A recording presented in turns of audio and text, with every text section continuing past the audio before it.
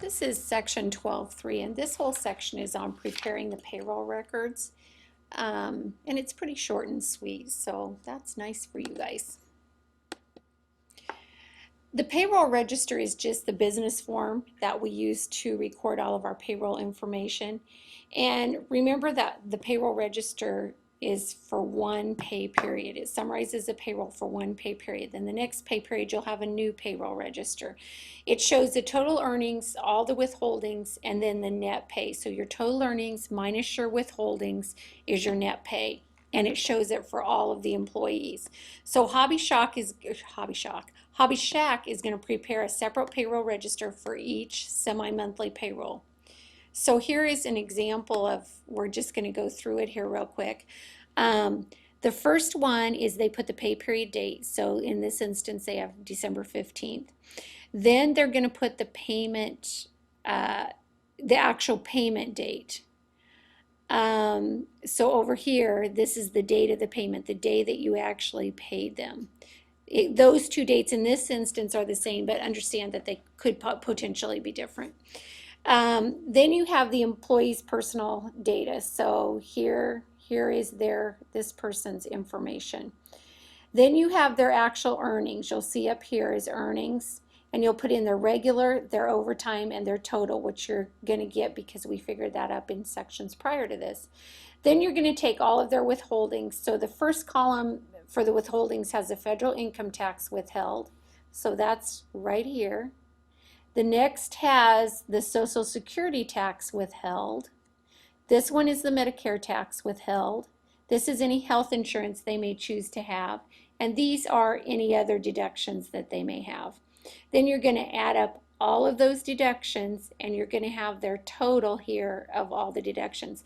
So in this column right here is the total of their earnings, what they've earned. Then you're going to subtract from that this total, and there's their net pay. So you're going to take the total column of the earnings minus the total column of the deductions, and that equals your net pay. Okay? And then you need to total all of those columns. You need to prove and rule them, double line them once they match. And then over here is the check number. That's the check that gets written out to them. So that's where that goes. And that is really all for the register. Then each employee themselves has an employee earnings record. And what an employee earnings record is it's a record that the business uses to send quarterly reports to the federal and state governments showing what your taxable earnings are, which would be your gross pay, and then the taxes that are withheld from those earnings.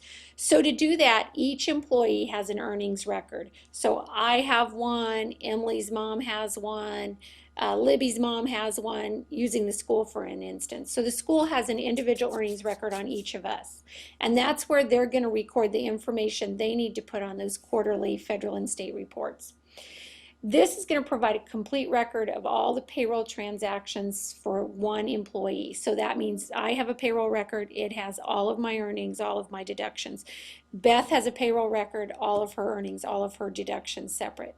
Then where you get all this information to put in this earnings record that we're going to look at in just a second is taken from the payroll register.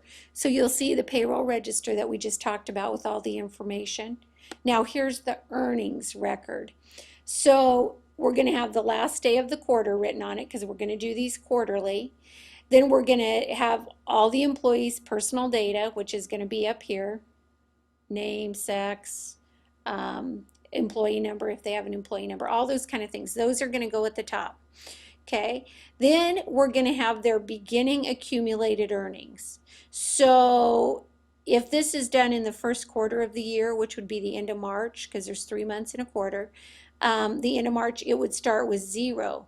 But if it's in June, it's the earnings that you ended up with at the end of March is what's going to start with June.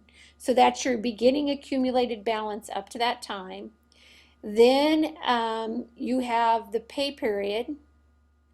So on 4, here's your pay period. and that same date goes right here. I think it's 12/15 in this instance and 12/15 down here. Your earnings deductions and your net pay. Earnings deductions and net pay. I kind of said that without a pause. So those are all those. That's what goes in 5. Here's your payroll register for this person. You're just bringing all of their information down to their own record. Then you're going to update.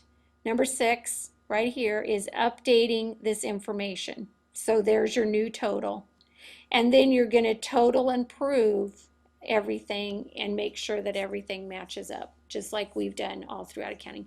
And that pretty much sums up 12.3. So you should be good to go with that. Let me know if you have any questions.